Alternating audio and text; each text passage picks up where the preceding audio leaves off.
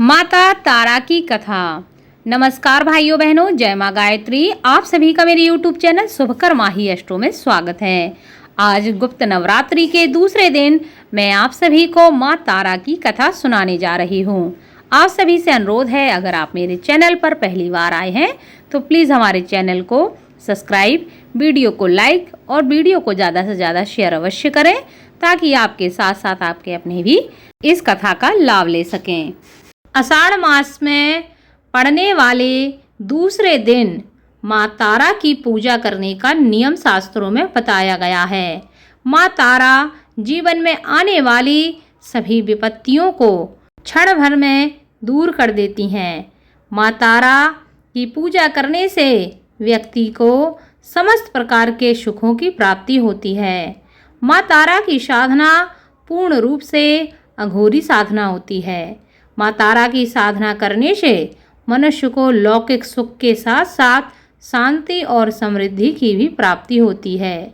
देवी तारा अपने भक्तों और उपासकों की सभी मनोकामनाओं को पूरा करती हैं। इसके अलावा माँ तारा से धन से जुड़ी समस्याएं भी दूर हो जाती हैं। अगर व्यक्ति धन की परेशानी से जूझ रहा हो, कर्ज की समस्या से जूझ रहा हो, तो यह समस्याएं भी माँ तारा दूर कर देती हैं। बौद्ध धर्म में माँ तारा की उपासना का विशेष महत्व बताया गया है। ऐसी मान्यता है कि भगवान बुद्ध ने भी माँ तारा की आराधना की थी और साथ ही साथ भगवान श्री राम के गुरु वशिष्ठ ने भी माँ तारा की आराधना की थी।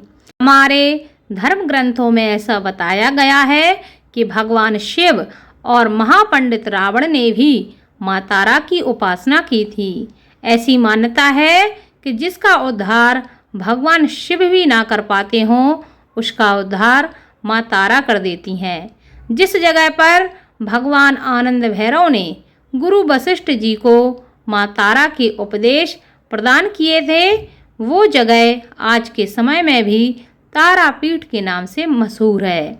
माँ तारा की साधना एक विशेष प्रकार से की जाती है, जिसमें कोई विशेष नियम नहीं है, परंतु अगर कोई व्यक्ति पूरी श्रद्धा के साथ माँ तारा की पूजा करता है तो माँ अपने भक्त की पुकार को अवश्य सुनती हैं और उसके जीवन के समस्त संकटों को दूर कर देती हैं। हमारे शास्त्रों में माँ तारा को 10 महाविद्याओं की दूसरी विद्या बताया गया है। ऐसा माना जाता है कि माँ तारा माँ काली के समान ही है।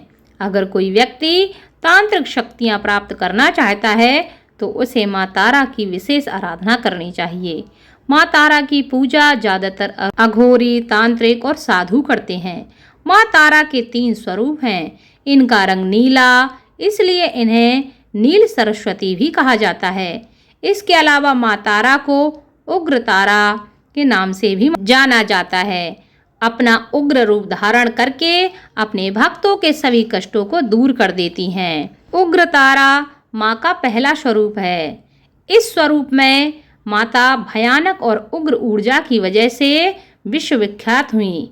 माँ उग्र तारा के अंदर समस्त तामसिक गुण मौजूद हैं और ये अपने भक्तों के कठिन से कठिन परिस्थितियों में भी सहायता करती हैं।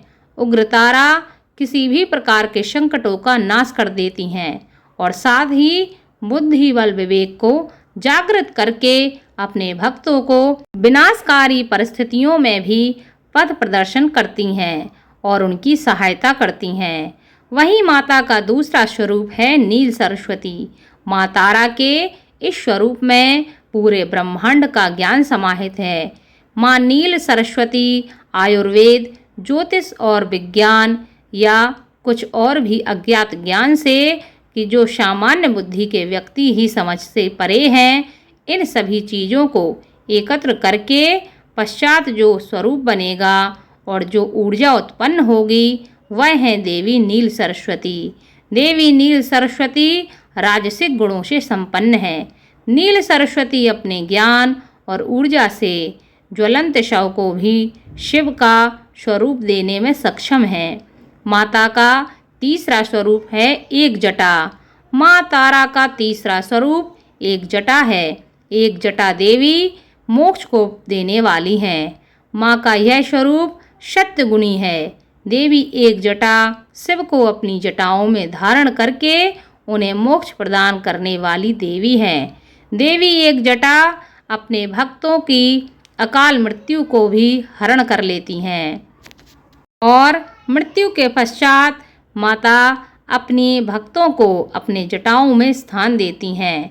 साथ ही इससे उनके भक्तों को मोक्ष की प्राप्ति होती है। पौराणिक कथाओं के अनुसार देवी तारा की उत्पत्ति मेरु पर्वत के पश्चिम भाग में चोलना नदी के तट पर हुई थी। हैग्रीव नाम के दैत्य का वध हेतु माँ काली ने ही नील वर्ण धारण किया था। सर्वप्रथम स्वर्गलोक के रत्नदीप में वैदिक कल्पोक्त तथ्यों तथा वाक्यों को देवी काली के मुख से सुनकर शिव जी अपनी पत्नी पर बहुत प्रसन्न हुए।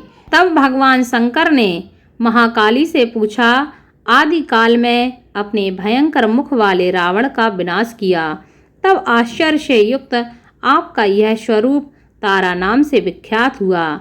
उस समय समस्त देवताओं ने आपकी स्तुति की थी तथा आप अपने हाथों में खड्ग, नरमुंड, बाण तथा अभय मुद्रा धारण किए हुई थी। मुख से चंचल, जीवा बाहर और आपका यह भयंकर रूप देखकर ऐसा प्रतीत हो रहा था कि सारे देवता थर-थर कांप रहे थे। आपके विकराल और भयंकर रुद्र रूप को देखकर उन्हें शांत करने के लिए ब्रह्मा जी आपके पास गए थे। समस्त देवताओं को ब्रह्मा जी के साथ देखकर देवी लज्जित हो आप खड्ग से लज्जा निवारण की चेष्टा करने लगी। रावण वध के समय आपने रौद्र रूप धारण किया था तथा स्वयं ब्रह्मा जी ने आपकी लज्जा निवारण हेतु आपको व्याघ्र चर्म प्रदान किया था। इसी रूप में देवी लंबोदरी के नाम से विख्यात हुई। तारा रहस्य तंत्र के अनुसार भगवान राम केवल निमित्त मात्र ही थे। वास्तव में भगवान राम की विध्वंसक शक्ति देवी तारा ही थीं, जिन्होंने लंकापति रावण का वध किया। इसीलिए माता तारा की विशेष रूप से पूजा संकटों और कष्टों को दूर करने के लिए की जाती है। बड़े से बड़े कष्टों को वह क्षण भर में हरण कर लेती हैं। बोलो माता तारा की जय। इस कथा को आप अवश्य शेयर करें। अगर आपको यह कथा अच्छी लगी हो तो लाइक करें और चैनल को सब्सक्राइब करें। बेल आइकन को अवश्य दबाएं ताकि आने वाली वीडियो की नोटिफिकेशन आप सभी को मिल सके। धन्यवाद।